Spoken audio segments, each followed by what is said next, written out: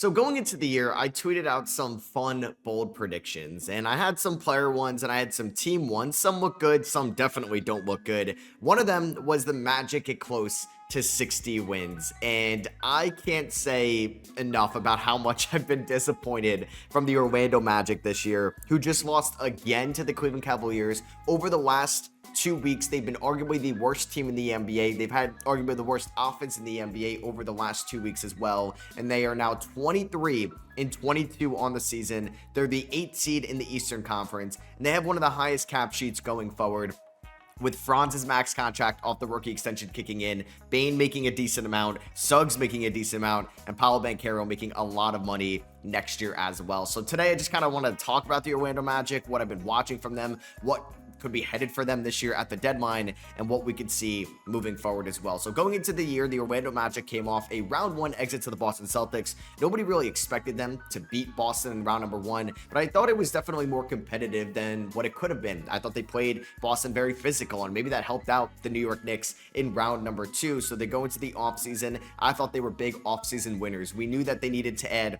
some shooting. Last year, they were the fourth worst offensive team in the NBA. They've had their fair share of injuries, but they were so good defensively where if they just had like a competent offense, this team could have been a top 10 team in terms of net rating. So they go out and they trade for Desmond Bane. They go out and they draft Jace Richardson and Noah Penda. They go out and sign Tyus Jones. And I'm like, okay, all systems go for the 2026 NBA season. No excuses. Paolo Banchero was healthy. Franz Wagner's healthy. Jalen Suggs was about to be healthy. And then none of them have really been fully healthy at times this year. So the Magic are now 23 and 22. They're below average in terms of net rating. They have a solid enough defensive rating. 15th with their injuries, fine. They're 20th in offensive rating. And there's like a running joke, I feel like, in the NBA, like online world, that the Orlando Magic haven't had a top 20 offense in terms of offensive rating since 2012, which is insane. And that's when they were 15th back in 2012. Think about how long ago that is. And Orlando is now dropped to 20th. So there's a chance that streak somehow continues this year. And I mentioned how big their cap sheet is now. It's not insane. Like, they do have a little bit of wiggle room against the first apron, about 1.2 mil, 13 mil against the second apron. I'm not really sure how much like the DeVos family owns, like, so they own the Orlando Magic. I'm not really sure how much they're willing to go into the tax, pay this enormous tax bill potentially next year for a team that might be a playing tournament team yet again at 23 and 22. So next year, Paolo's making 41 and a half. Franz is making slightly a little bit more. Desmond Bane is making a lot of money for the next 4 years going forward, including 36 million this year. Suggs' contract does descend over time, which is nice. They'll eventually get out of the Jonathan Isaac contract. I assume they're going to take the $6 million loss, or some team trades for it, and it's basically an expiring $8 million contract next year if you guarantee it. But there could be an Anthony Black extension on the line. But let me just kind of talk about this team this year. So what's been unfortunate, and I guess you could look at a silver lining here, or it doesn't paint the full picture. They've had their fair share of injuries. So the Magic this year have played 45 games. Shout out to Desmond Bane, Anthony Black, and I guess Tyus Jones, who have been pretty much the healthiest Orlando Magic this year. So Franz Wagner has missed 19 games. He's been now dealing with injury management, coming back, I think, in Germany, and really hasn't played since, I think, that Germany game, which now makes me think that like he wasn't even healthy for that Germany game. Oh no, he played the London game too. So he hasn't played since that. So he hasn't played in 9 days. Paolo Banchero missed a little bit of time earlier in the year. I forget if it was an abdominal injury again. And then Jalen Suggs got hurt as well earlier in the year. Now we're on like year 2 of Jalen Suggs dealing with injuries. He's recently came back, and now you're wondering, can he be a good enough 3-point shooter? Because Paolo's not really a great 3-point shooter either. They've kind of just given Goga DNPs since Mo Wagner came back. They've been operating with Wendell Carter Jr. and Mo Wagner as the two centers going forward. Tyus Jones has maybe been the worst rotational player in the NBA, which stinks because I like the signing. I thought it was low risk, high reward. I mean, there's no such thing as a bad 1-year deal, but man, like the Tyus Jones 1-year deal, the Gershon Yabusele 1-year deal, it's like that John Cena, The Rock meme of like their promo for WrestleMania, where it's just like the worst 1-year deal given out. And I guess for the Knicks, Gershon is essentially going to be a 2-year deal. So Tyus Jones can't hit a 3. He can't hit a 2. He can't really play defense either, unfortunately. And he's making $7 million. So if we're going to get into like trade ideas, like he could be potentially on the move this year as well. So we'll see kind of what they end up doing over these next few games. But it's just like, they haven't gotten rolling at all. And I know it's tough to have that synergy and that momentum when guys are constantly hurt. It's like Paolo comes back, Franz gets hurt. They're both about to come back. Jalen Suggs gets hurt. And we just can't see them just be a consistent enough roster and build up that chemistry and continuity with Desmond Bane out there. Because if you look at all their numbers, like everybody's kind of been fine in a vacuum. It's just they're not playing well together. They've recently lost to Memphis in London. They lose to Charlotte. I mean, they were getting blown out by Charlotte. I love Charlotte more than anybody else, but you shouldn't be getting blown out at home to Charlotte, who was on the second night of a back-to-back. I believe the game before that, they were playing... No, it wasn't the Cleveland game. I thought it was on a back-to-back. I could be wrong for Charlotte. But Cleveland, they play twice. They lose by 14. They lose by 16. So we're not really getting much better against the Cavs, who you had one game at home, one game on the road, and the Cavs are no, like, formidable team in the Eastern Conference. They definitely have their flaws this year either, and they also have their fair share of injuries right now. So a lot of people will also kind of look at the Orlando Magic, Franz Wagner, Paolo Banchero duo, because over the years, they haven't had the best on-off numbers, right? So like you look at Paolo, Franz is off the floor, negative 4.7 net rating. Franz is a little bit better with Paolo off the floor. And then Franz and Paolo are a slightly above average team when they're playing together in terms of net rating. But if they're making up 50+% of your cap space, you're not the biggest fan of that. You can kind of look back at previous years as well with this, where them two together were actually pretty good last year. But people will say that, okay, Paolo needs Franz. Franz doesn't need Paolo. You could see that on-off swing of a 9.6 and a negative 9.3 right there. And then you can kind of go back to 2024. I think it paints the same picture. They were slightly above average net rating wise, or above zero. Paolo kind of needs Franz. Franz doesn't need Paolo as much. So you get the point there going forward. I mean, like this year in 2026, if I look between the big four that they're paying, you have Desmond Bane and then you have Jalen Suggs. Like, how many minutes have we gone? 121 minutes between these four this year. They have a good net rating, but it's just like we haven't seen these guys fully healthy going forward. And obviously Anthony Black has been one of the better breakout stories this season, and then it's maybe going to make Jeff Weltman, the main decision maker, think a little bit more on how this team is going to be built going forward, because Anthony Black is technically extension eligible this offseason. You don't have to do it. He has one more year under the team contract, and then he becomes a restricted free agent. He has been, I think, picking up the slack with all the injuries this year. He's still, I think, far from a finished product in terms of a consistency standpoint, but I think Black, what I like about him is he has the size and the defensive, I think, potential. He's 6'6", 6'7".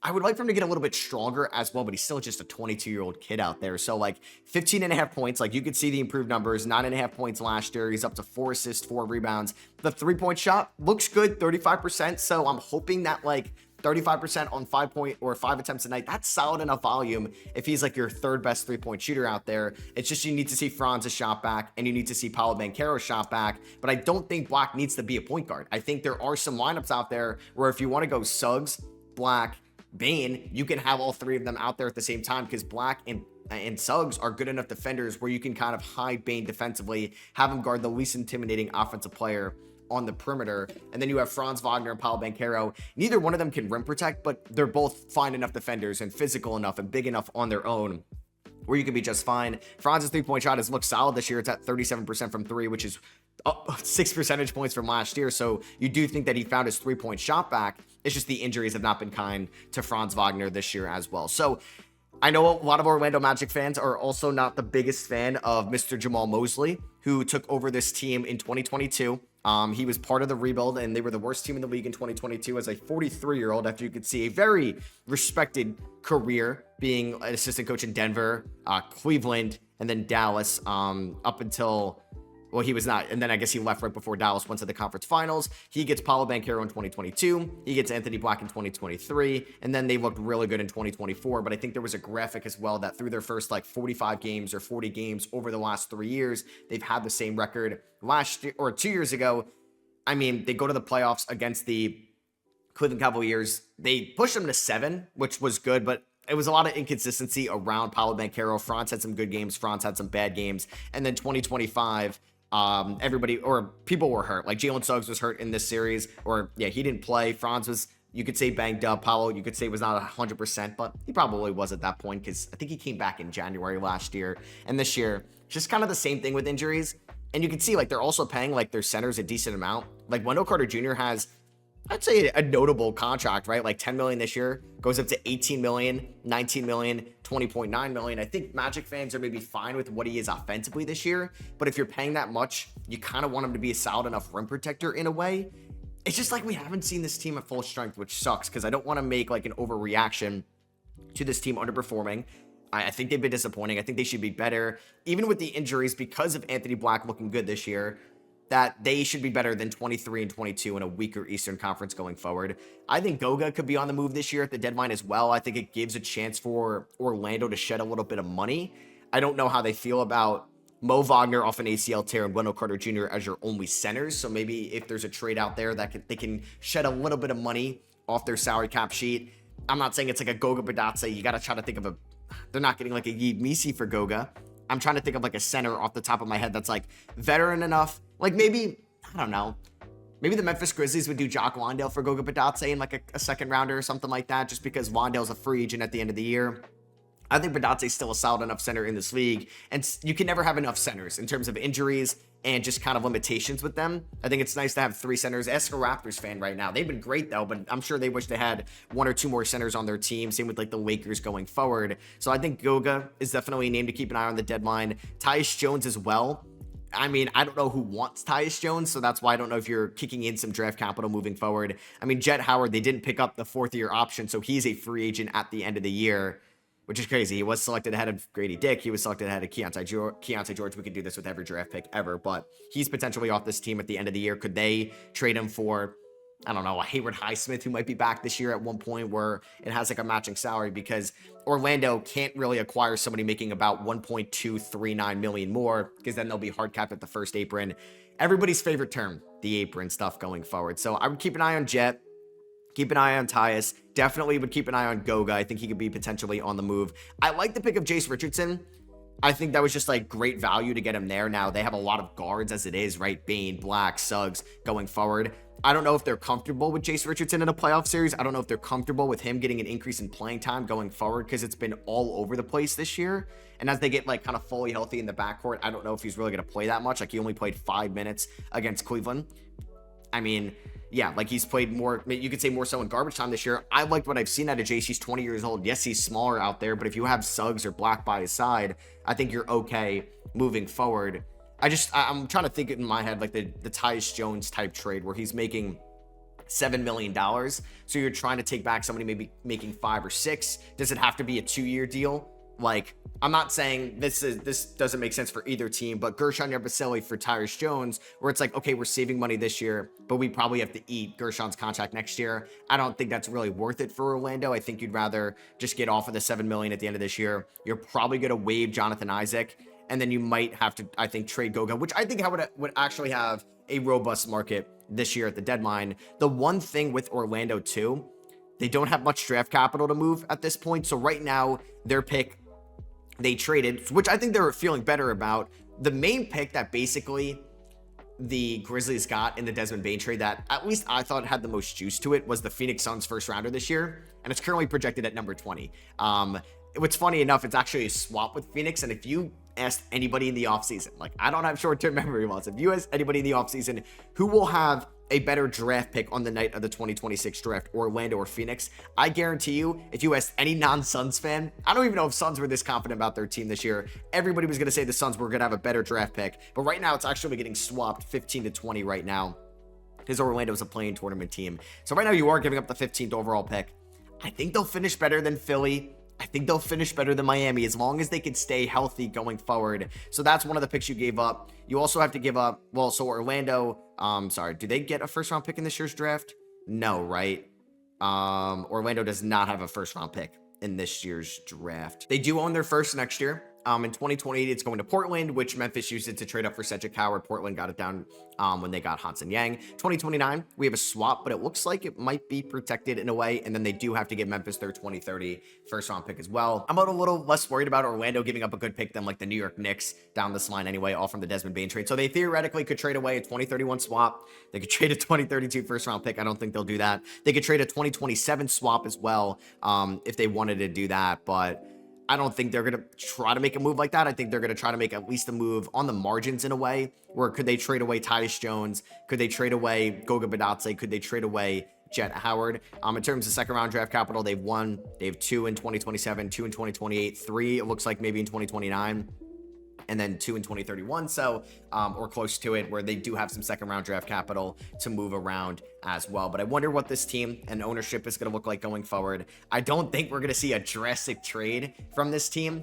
Like, it's funny, they're reminding me a little bit of like Cleveland in a way, where Cleveland has this core four of Garland, Mitchell, Mobley, and Allen, and we all know that they're not going to trade Mobley, right? We all know they're not going to trade Donovan Mitchell. So it's like, when is Garland or Allen going to get moved? And we've been saying this for the last like 2+ years. I don't know if we'll get to that point with Orlando. Like, would they ever trade Wagner, Suggs, Bane, Paolo, like in the next 2 years? Potentially. I think if there is an emergence of Anthony Black, then you could say Suggs could be on the market, but I don't know. I think Suggs provides a lot more value than you think. I know the shooting numbers haven't been great this year, but this man is such a good defender, and these guys are like a dime a dozen, man. Like, they're just such a good such a good, valuable player in this league. I'm not saying he's Drew Holiday, but look how valuable Drew Holiday's been into his mid to late 30s. Like, Suggs is, I think, talented enough. He was in high school. He was at Gonzaga. He was drafted 5th overall, and I think he really found his role in the NBA. Where coming out of the draft, we thought he was going to be like this next great point guard, but he's turned into like more of like a combo guard, defensive first, and you hope he's just like an elite 3-and-D player as well that can also play make and run in transition. So I don't think Orlando's going to do anything drastic this year at the deadline. I don't think they should. I wonder if this would be Jamal Mosley's last year as their head coach. There are some interesting head coaches on the market in the offseason, like Malone and Taylor Jenkins, 2 guys that let go last year. I'm not saying this is like the Tibbs, Mike Brown, but could you think that Jamal Mosley has a ceiling as a coach in this league? And then you try to go to somebody that's a little bit more of like a tactical in-game strategist moving forward if somebody does get let go, or they pick up some coach on the free agent market in Mike Malone or Taylor Jenkins moving forward. So that's something to keep an eye on as well. I don't think they're firing Mosley mid-season at this point. He's too young. I think this team didn't have as high of expectations as like Denver did last year when they fired Mike Malone. So keeping an eye on like a Tyus Jones, Shed Howard, or Goga Badate trade. If anybody wants to take on Jonathan Isaac in a way, if they can get an additional asset, sure, going forward. Would love to know what you guys think about the Orlando Magic this year. Magic fans, have you been like as disappointed as me watching this team? Or have you kind of expected this, especially with all the injuries going on? So if you did enjoy this video, would appreciate you dropping a thumbs up. Let me know down below what you guys think. Catch you on the next one. Peace.